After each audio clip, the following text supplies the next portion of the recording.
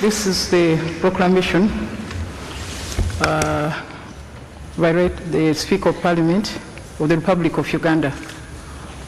Whereas under Article 95(2) of the Constitution of the Republic of Uganda, a session of Parliament shall be held at such place within Uganda and shall commence at such time as the Speaker may by proclamation appoint.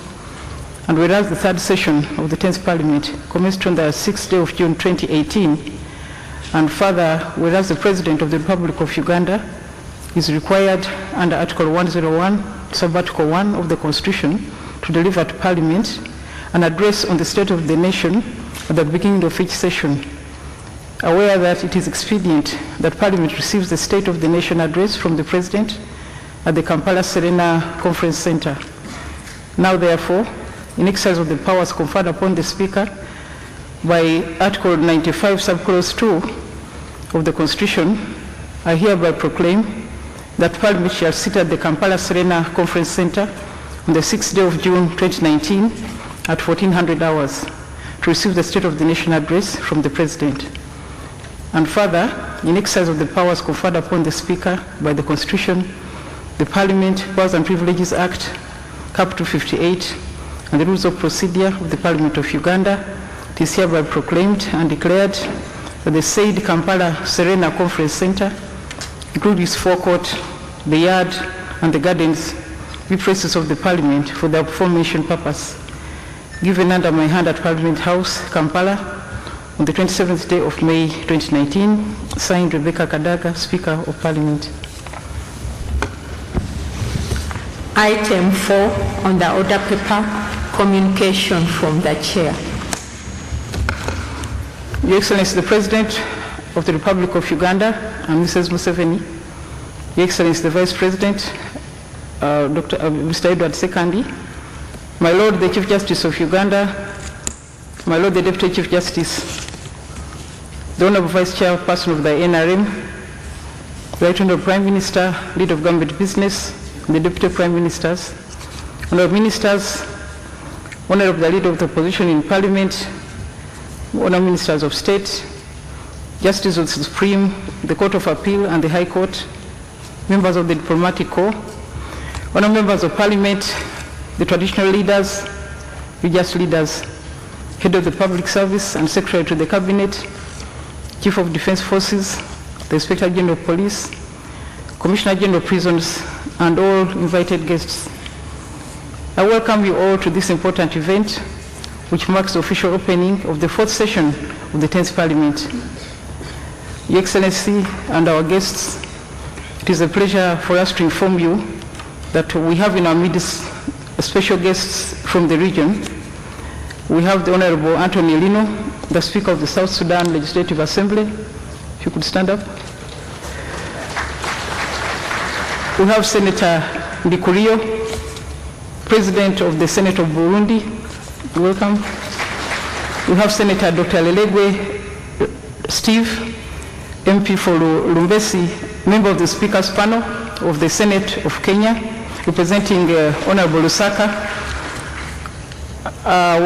We have Honorable Adam Omar Kimbisa, member of the East Africa Legislative Assembly, representing Right Honorable Ngoga, Speaker of the East African Legislative Assembly, who have not been able to come.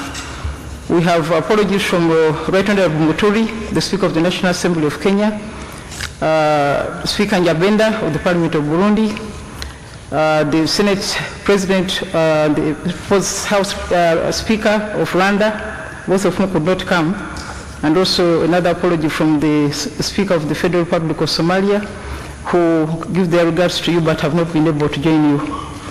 Distinguished guests, during this function, His Excellency the President will highlight the activities and achievements of the government during the previous year, and will present to Parliament the plans, programs, and strategies that government intends to pursue during this 4th session. Since the last State of the Nation address, Parliament and committees have handled considerable business. In comparative terms, I'm glad to inform Your Excellency and the public that during the 3rd session, Parliament has exhibited very good performance, partly because of the realignment of our parliamentary program, whereby the first meeting was assigned to handle bills, the second was assigned to handle reports of sector and standing committees, and the third was dedicated to handle budget matters and other bills that may have spilled over from the first meeting. The second reason was that there was more dedication to work of Parliament exhibited by the members. There has also been improved attendance of Parliament and also at the committees. I thank the members for this marked improvement. Your Excellency and distinguished guests, in terms of legislation, this Parliament during this session has surpassed all other parliaments in that we enacted 26 bills, as compared to 11 in the first session and 17 in the second session. We had the highest number in the region. Your Excellency and colleagues, 4 bills were withdrawn. If you look at page 32 of the program, you'll find the bills that were withdrawn.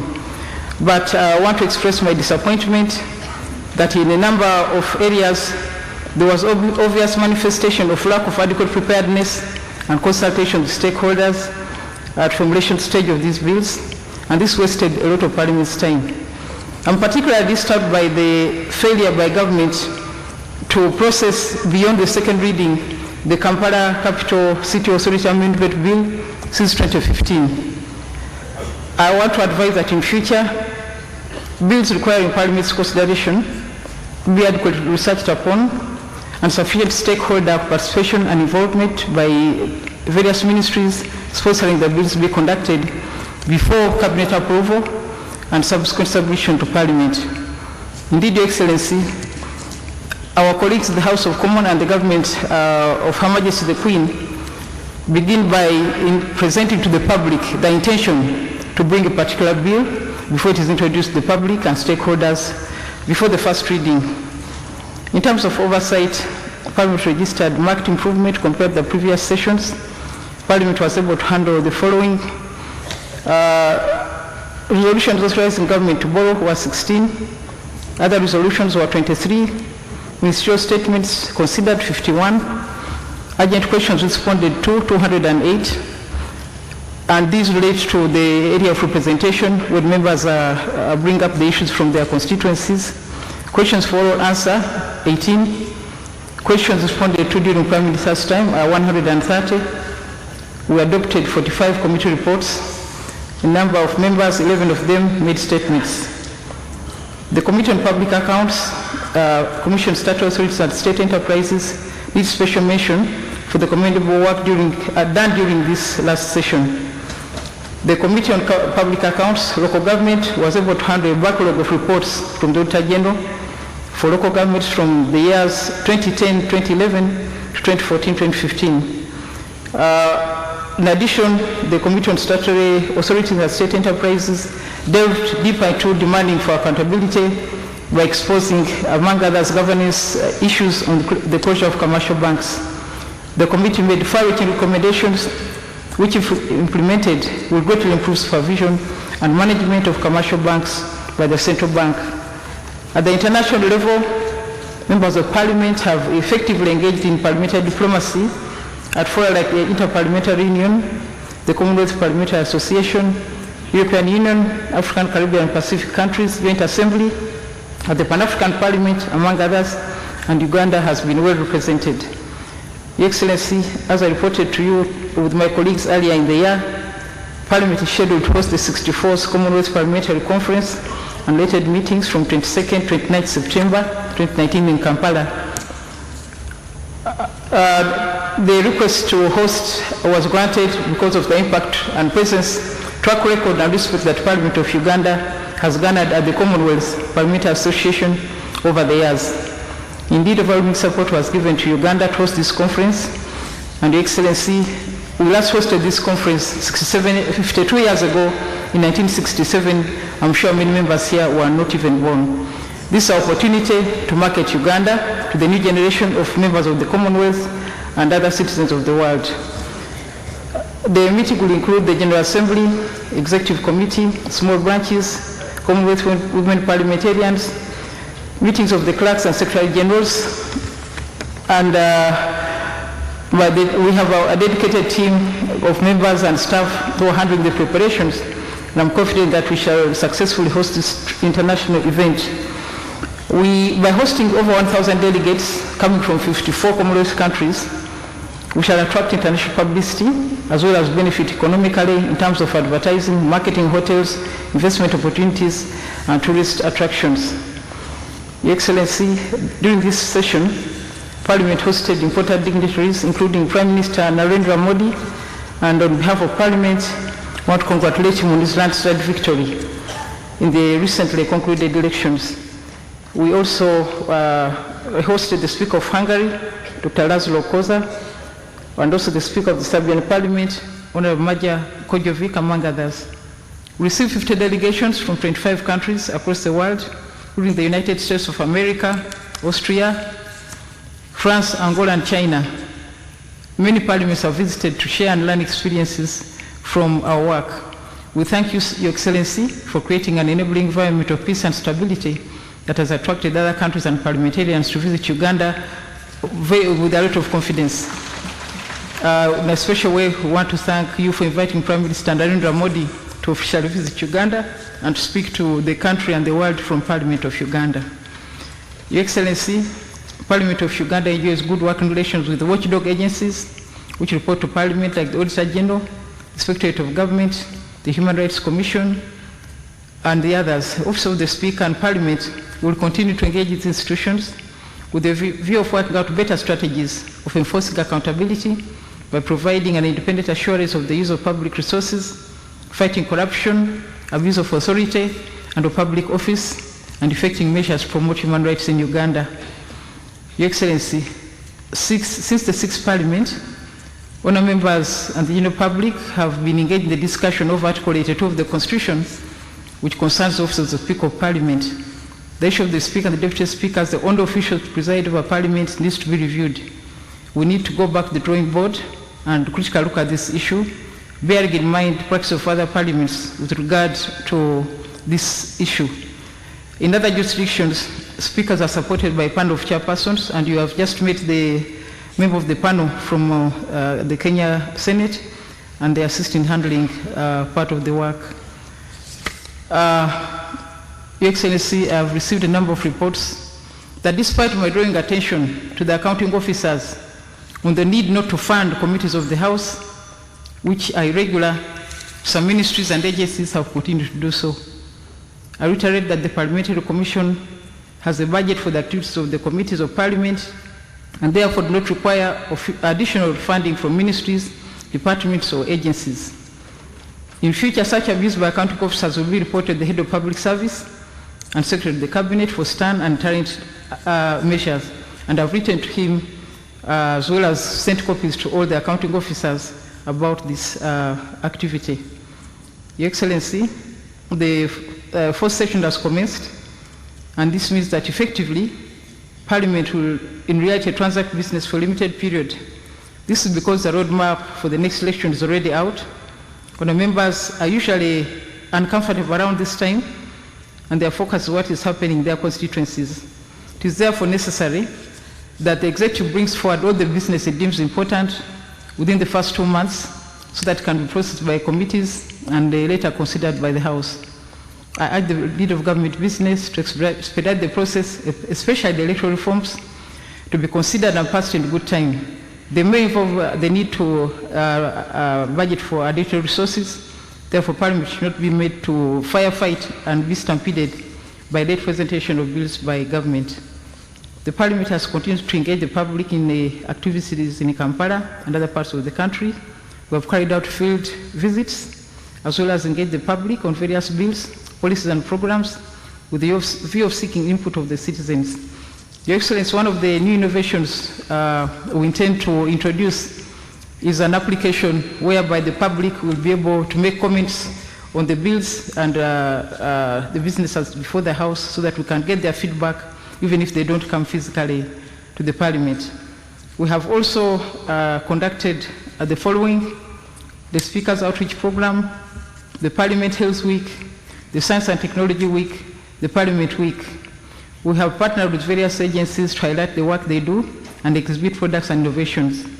For instance, 3 weeks ago, Parliament, in partnership with the Ministry of Trade, Industry and Cooperatives and the African Growth and Opportunity Act Secretariat, presented to us, and they exhibited a number of products that have a potential for market in America. All these efforts are geared at taking Parliament closer to the people. I want to assure Your Excellency that Ugandans are very, very innovative. They're very creative.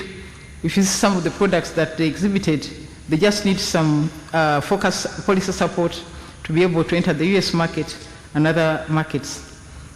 Your Excellency, I would like to thank you and the government for the resources that have been availed to Parliament for us to operate. Without the financial support, what I've spoken above would not have been possible. A few of our members have not been able to join us today because they are indisposed. The Honorable Kitata, about is recovering from an operation. The Honorable Mary Kabanda, the District Woman MP of Masaka, is also in hospital. Honorable William Nokrach is also in hospital. Honorable Abacha Chonchas Angiro Gutamoi is recovering from, I think, the 4th accident. Honorable Judith Babirie is also unwell. And Honorable Regan Okumu has just returned from India, where he underwent 2 major surgeries. Members, as the practice, the business which Parliament had before the committees were prorogued has been saved. So there's no shortage of work. I call upon the whips to expedite the process of assigning members to committees in line with the rules of procedure. On my part, I would, as usual, assign the independent members to the committees. On behalf of Parliament, I welcome you all the State of the Nation address and I appreciate your kind response to our invitation. Thank you very much.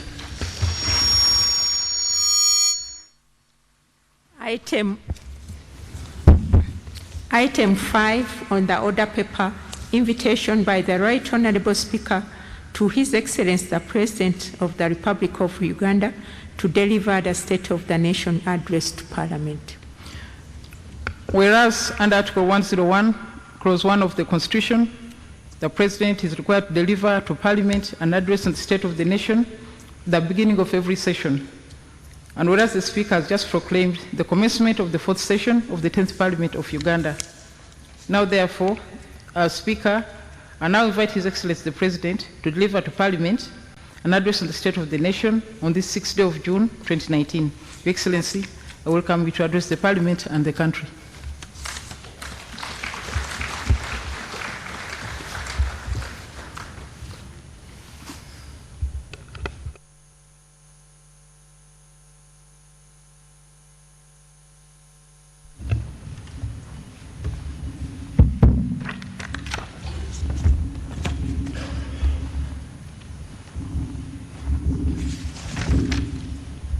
His Excellency the Vice President,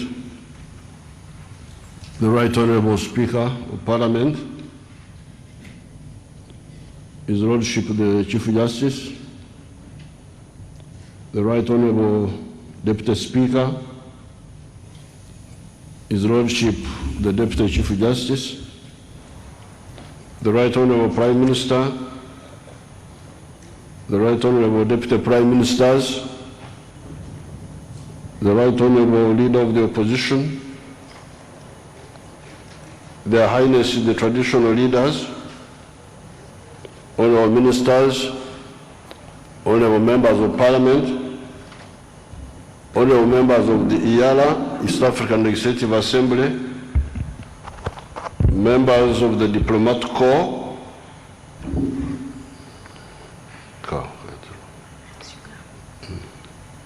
distinguished guests, ladies and gentlemen. Madam Speaker, in fulfillment of the constitutional requirement under Article 101, Clause 1 of the Constitution of the Republic of Uganda, I'm here to deliver the State of the Nation Address 2019.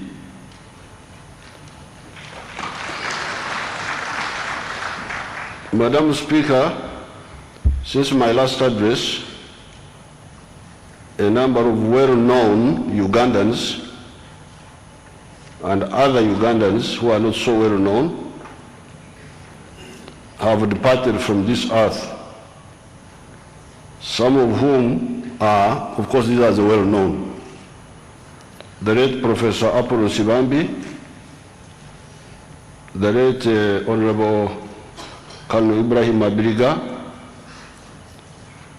the late Right Reverend Wamoze,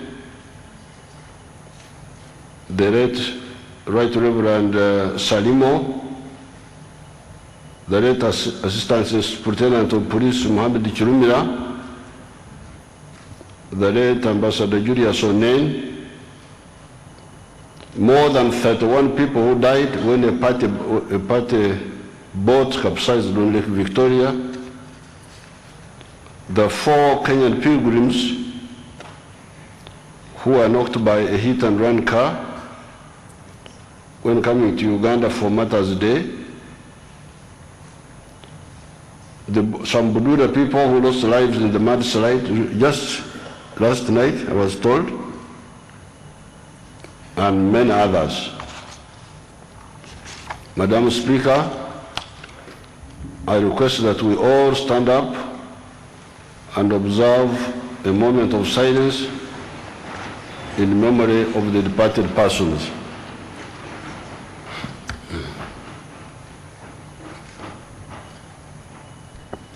May their souls rest in eternal peace. Sit down.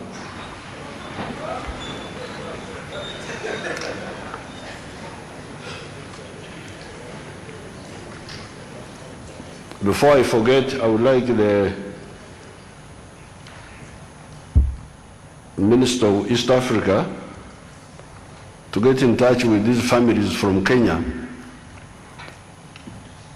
whose people died when coming for the pilgrimage, so that we support them, support those families.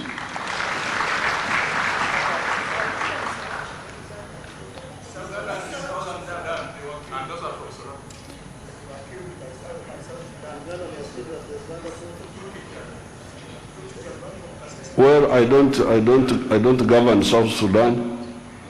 You know, I am here in Uganda. No, these Kenyans died here, died under our authority. You know, rationality is a requirement of Parliament. You must be rational. You can't be. I'm sure irrationality is not part of parliamentary procedure. Today is the 6th of June, 2019. The 6th of June, 1944 was the date on which Allies in the Second World War executed an amphibious landing in German-occupied France at Normandy beaches. Even now they are there celebrating that event. Her Majesty the Queen, President Trump, and the others, they are there. This was 3 months before I was born.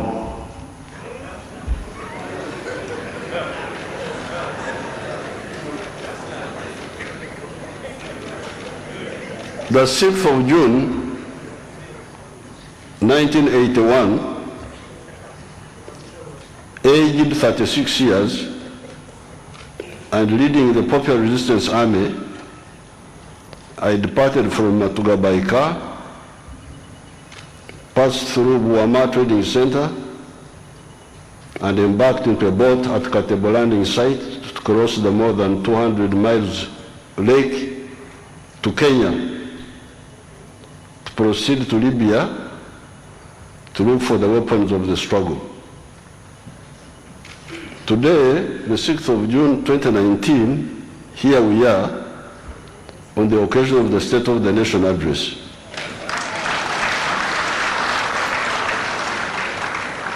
There is something interesting about the 6th of June. The NRM government remains committed to ensuring a secure and peaceful Uganda. This has come about by promoting and upholding patriotism, democracy, and good governance as core values for national socio-economic transformation.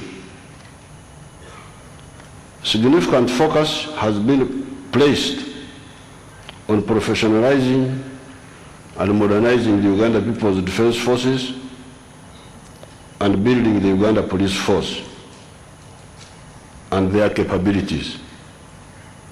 Some months ago, killers, robbers, and rapists had intensified their activities. They were committing these crimes with impunity because the police had been infiltrated by criminals and people who had been compromised in some ways. The National Security Council reviewed that situation and came to some conclusions. I addressed a special sitting of Parliament on the 20th of June 2018, where I outlined the measures we had decided to take to cope with the heightened crime. A number of those measures are being implemented. As I assured the country, that crime wave will be defeated. UPDF works with other security agencies to deter or curtail any acts of lawlessness.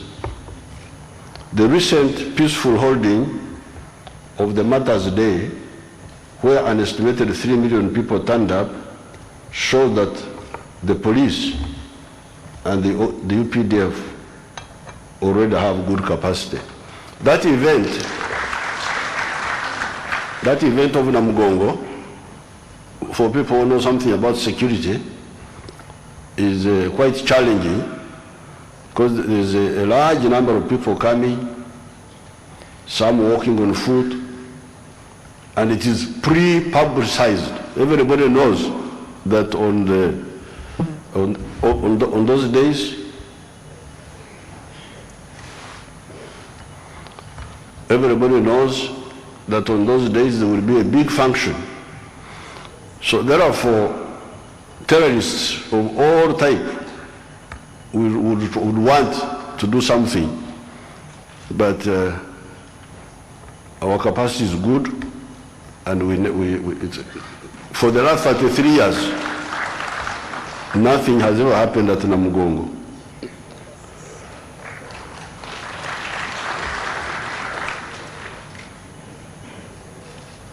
Between 1986 and 2015, the economy grew at an annual average rate of 6.9%, 6.92%, while per capita income grew at an annual average rate of 3.6% over the same period. No European country, not even the United States, except West Germany, between 1950 and 1980, which was able to do 3.8%, has grown its per capita income at the same rate as Uganda over a period of 3 decades. Abagara kwetu gabetuge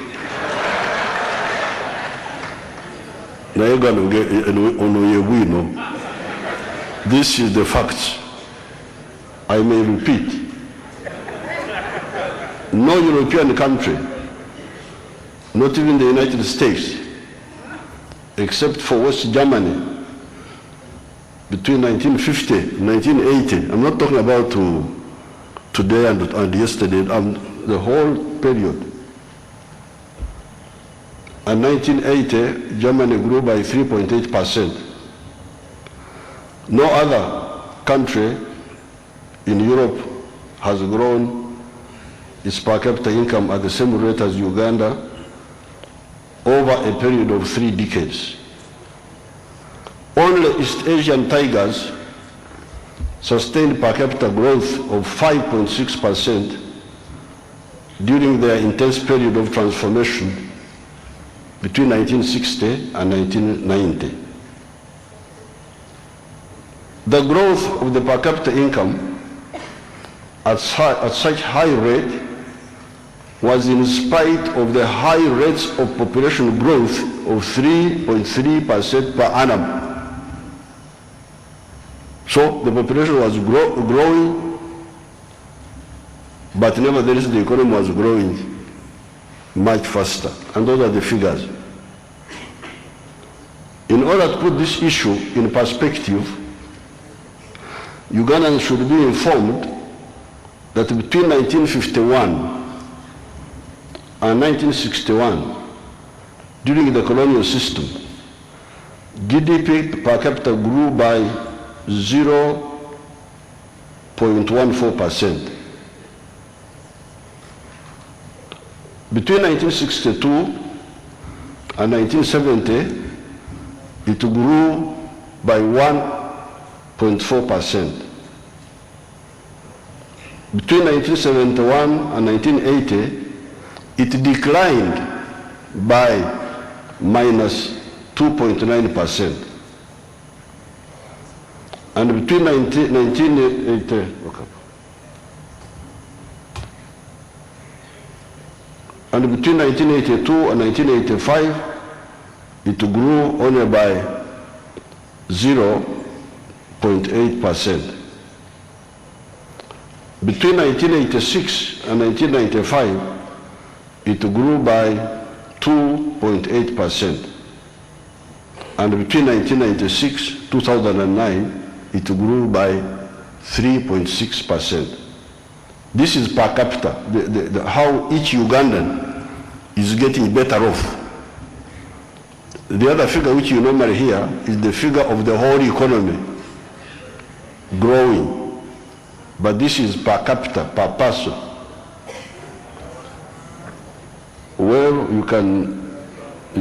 you may want to hang yourself if you, it's an option, but these are the facts. These are the facts. All this,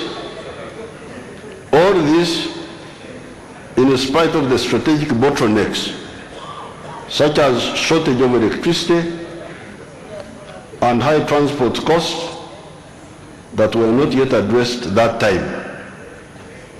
Note that per capita income is GDP growth minus population growth. You remove the rate of growth of the population, then what you remain is GDP per capita. To put it in a global context, between 1986 and 2015, Uganda was the 17th fastest growing economy in the whole world.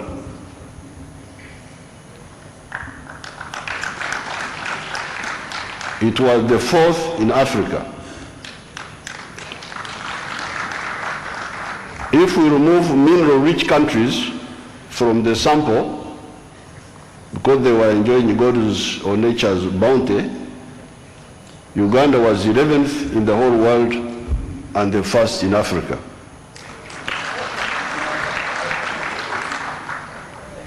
This speech will be printed and every member will get a copy. And if you have got appetite to read it, it is here, and you can go and cross-check if you want. So what this means is that Uganda is about the only African country which has been having a high rate of growth without oil and without minerals. We have the minerals, we have the oil, but we have not yet used them. So they are not part of this equation. We have been using non-oil, non-mineral capacity.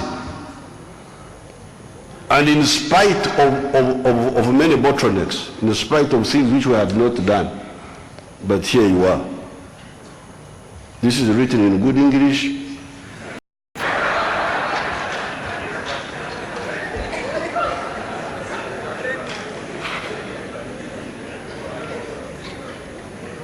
And those who can read will read. This achievement is more impressive because Uganda was in a civil war from 1986 to 2005. The country is surrounded by the Sudan to the north, which was in a civil war for the first 20 years of Uganda's growth, 1986 to 2005. To the west is Congo, DRC, which has been in civil war between 1996 to now. To the south is Rwanda, which was in a civil war between 1990 and 1994.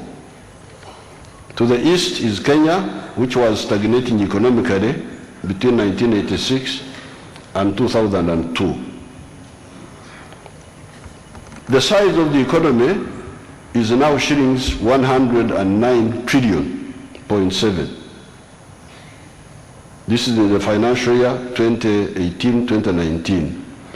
This is equivalent to US dollars 29.5 billion.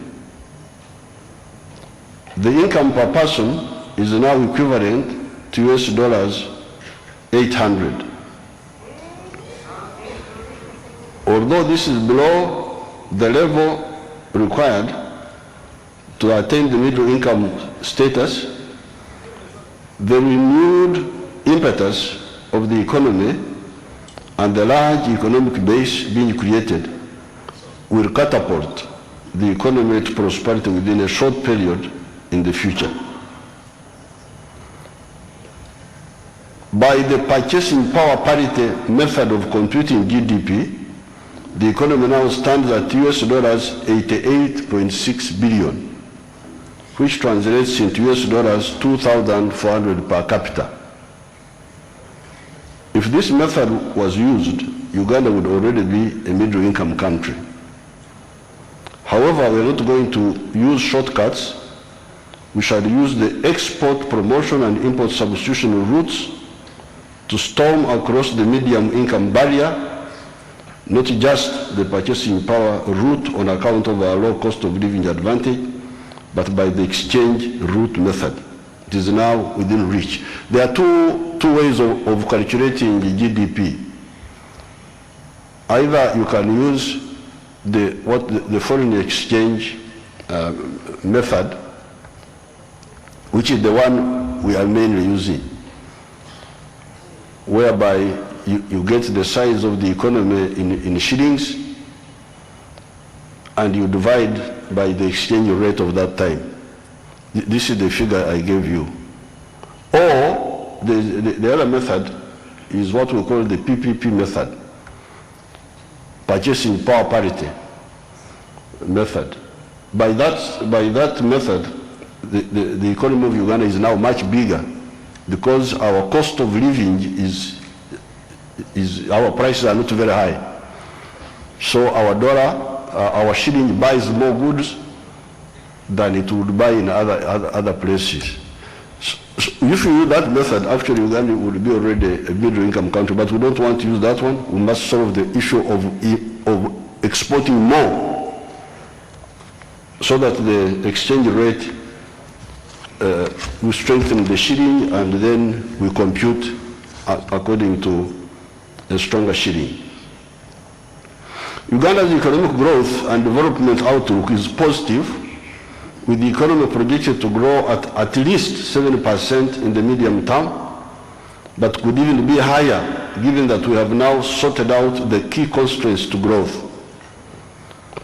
The basis for this very positive outlook is the following. Number one, industrialization to promote exports using primarily agriculture as the base. This includes industrialization along the agricultural value chain, light manufacturing, and processing of our minerals into finished products, and further diversification of the manufacturing sector to increase exports. Because our problem now is that we are importing too much.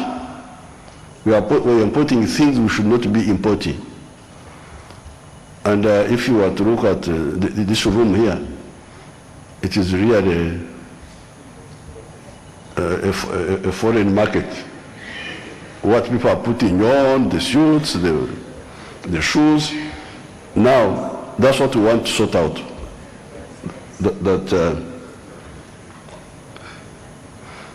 Two, increasing production and productivity in the agricultural sector by investing in quality inputs, extension services, storage facilities, access to markets by improving standards and the quality of agro-processing. Government is also boosting the capital base of UDB to be able to lend to agriculture as well as small-scale industry. In addition, government is implementing targeted intervention in the coffee sector, for instance, the Coffee Roadmap 2020, the tea sector, and the fruit growing and processing sector, e.g. the Solid Fruit Factory, and the supporting agricultural zoning and our grower model around the nucleus farms. We are also working on stabilizing agriculture through irrigation. 3, the commencement of oil and gas production and work on the oil pipeline and the refinery will be starting soon. 4, strengthening local content so that Ugandans can be integrated into wealth creation as the economy expands, including improving local production and supply capacities. 5, improving efficiency in the execution of public investments to improve the returns on investment, especially in the areas of energy, transport, agriculture, tourism, water for consumption and production, and in education. 6, harnessing the benefits of regional integration through trade and strengthening intra-African trade. 7, improving labor productivity through skills development tailored to labor market demand. Therefore, a firm foundation for industrialization and especially manufacturing has been laid. We now have the fruit industry in Teso and Ruero, the dairy industry in Ankole, the vegetable oil industry, palm oil industry in Karangara, the tea industry in Toro and the Kigezi sub-regions, etc., etc. If you go area by area, people are beginning to listen to our message of specializing in some commercial activities in agriculture. In addition, Operation Wealth Creation has increased the supply and distribution of tea seedlings in the region. In the north, government has taken up a 32% stake in Atiak Sugar Factory, which has a nucleus farm and an auto-grower scheme, which will create jobs and promote agro-industrialization in the region. I want to salute the people of Atiak. The people of Atiak know something we call in our language, Donglobo. They know Donglobo. Donglobo is a development. And they know also Lonyo. Some of the other people are not so clear about those issues. Government, we have got a huge tea estate, sugar estate coming up there in Atiak, developed by one of our people, one of our investors, Amina. And the people are growing we are helping them to grow sugar cane. Government is prioritizing investment in industrial parks to support industrialization and create jobs. There is also another industrial center which is coming up in a place called Lakang. Lakang is nearby. It is in a place called Lamogi. That one has delayed a bit because we had to sort out some local obstacles, but we never fail. In the end, we have sorted them out. So we are actually going to have two big factories in Amuru, sugar factory, one in Lakang and the other one in Atiak. And then the area of Nwoya, if you go there, people are really waking up. Big farms are coming up. You will see things are moving.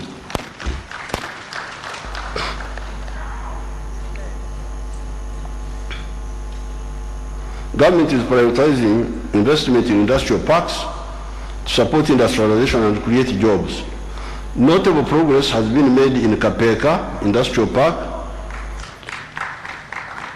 where manufacturing of tiles and other products is already on. Kampala Industrial and Business Park, where construction and provision of various utilities is soon starting. Kabale and Mbale Industrial Parks, where work is ongoing, etc. So far, there are 284 new factories already in the industrial park at Namamve.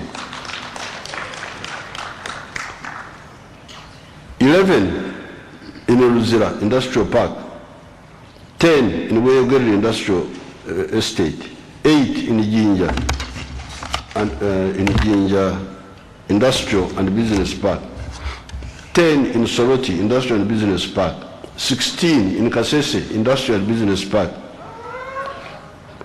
and 42 in Mbarara SME Park. The total of factories in Uganda are today 4,900. When we started UMA, Uganda Manufacturing Association, with the late Murwana, we had only 80 factories. But now we are talking of 4,900. I can organize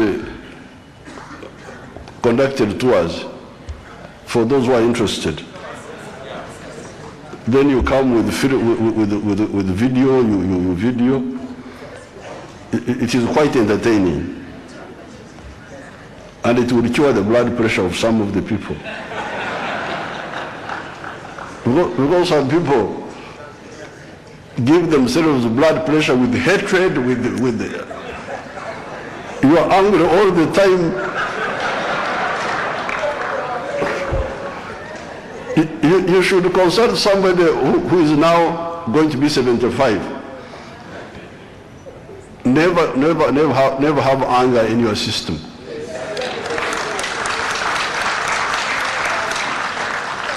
This is medical. It's not opinion.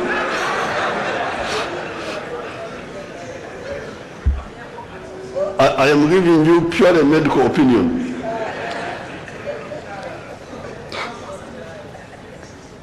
As regards international trade, our exports revenue of goods and services grew by 8.2% in 2018-2019, amounting to $7 billion. That is 3.8 billion being earned from goods, export of goods, 1.89 billion from services, and 1.3 billion from remittances of Ugandans abroad. However, the total import bill for goods and services is still higher, although the gap is narrowing. It is now at 8.8 billion, creating a trade deficit of $1.86 billion.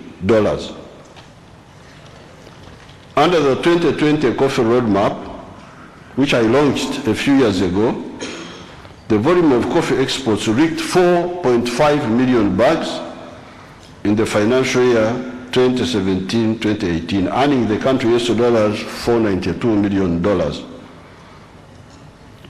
The volume went up, but the price came down, but the volume is going up. We used to be at 2 million bags of coffee.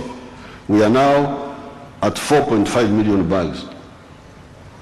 Light industrial goods exports fetch US $382 million, while tourism revenues amounted to US $1 billion in the same year. If we can increase production per hectare of coffee, as an example, from the current 0.67 tons per hectare to 2.2 tons per hectare like in Brazil and Vietnam, Uganda would be earning about US $2 billion from unprocessed coffee alone, if we export it unprocessed. At 2.2 tons per hectare, Uganda would produce 21 million bags of green coffee. And if this coffee was roasted here, roasting alone, Uganda would fetch US $6.7 billion from coffee alone. But if it was transformed into soluble instant coffee, would then generate US $16.8 billion for the country. This is possible. So we are not only promoting growing more coffee and increasing yields per hectare, because our farmers are underusing their land, getting 0.67 of a ton from 1 hectare, when the Vietnamese and the Brazilians are getting 2.2 tons per hectare. This is not correct. And our conditions are much better in many cases. So it is a question of waking up our people and the technocrats to guide our people well. We just need to be better organized and focused on distribution of better seedlings, better harvesting methods, post-harvest handling methods, and storage. We are going to process much of this coffee. By processing 60,000 tons of coffee per year by one of our investors, Madam Enrica Pinetti's factory, this coffee only, the 60,000, will earn US $333 million. And that investor is already on the ground in Namamve, and she's the same investor who is involved in the hospital, the other hospital in Ruboa.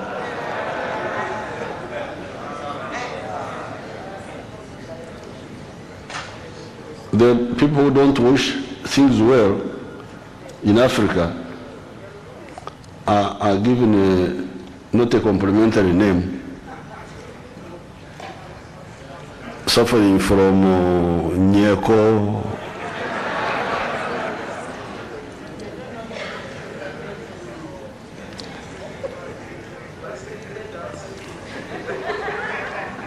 the acceleration of the economic growth is partly due to the correct decision we took in 2006 of prioritizing the roads and electricity, the details of which I will give later in this speech.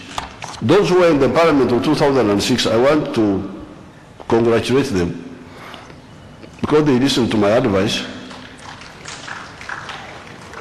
They are quite historical, those who were in the Parliament in 2006.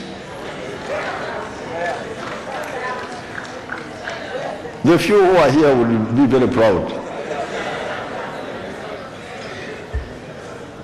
because when I travel on these brand new roads, you travel on a tarmac road from Oraba on the Sudan border all the way to Kisoro.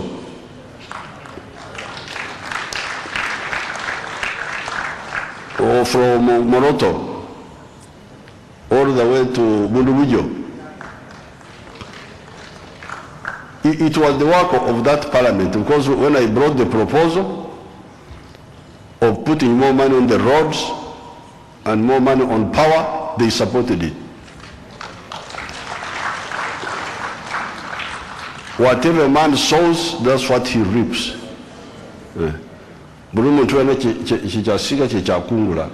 That's what we say in the Bible. So this parliament, you should also be proud of something. And I will tell you what it is.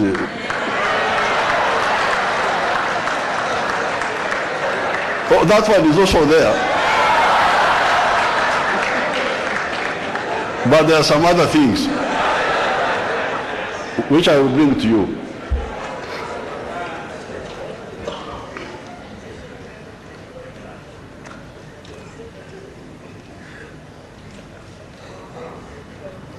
Although full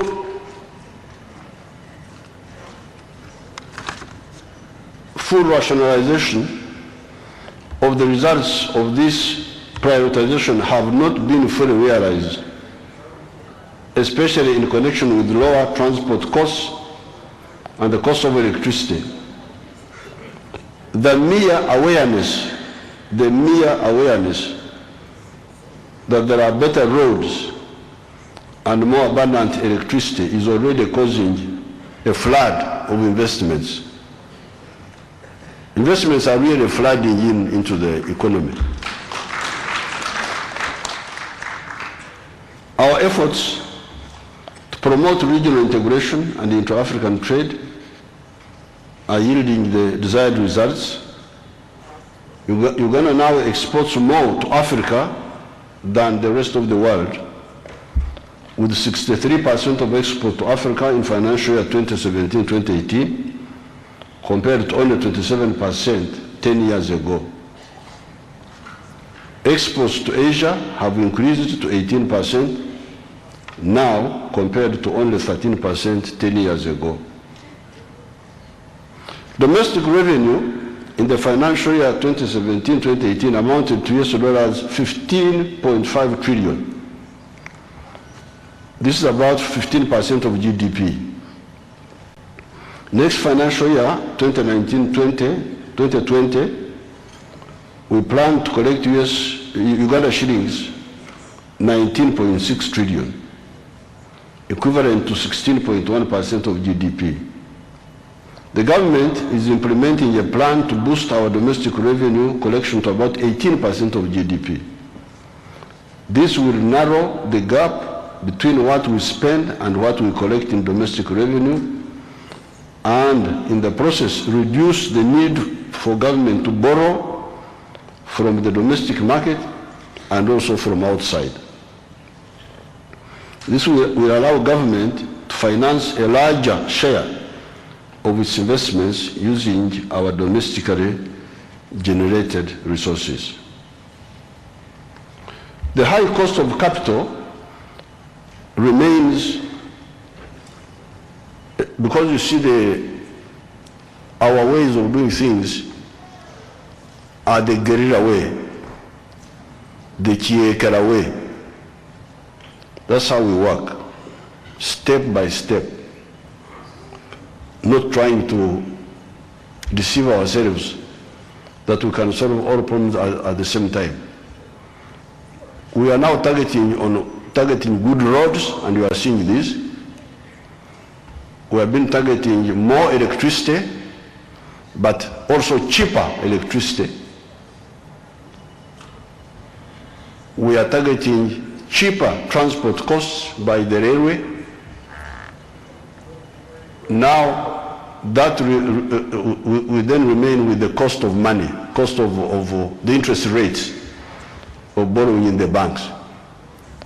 So I would appeal to the leaders here to really know that things don't happen by miracle, they happen by action. What we do is what decides what happens.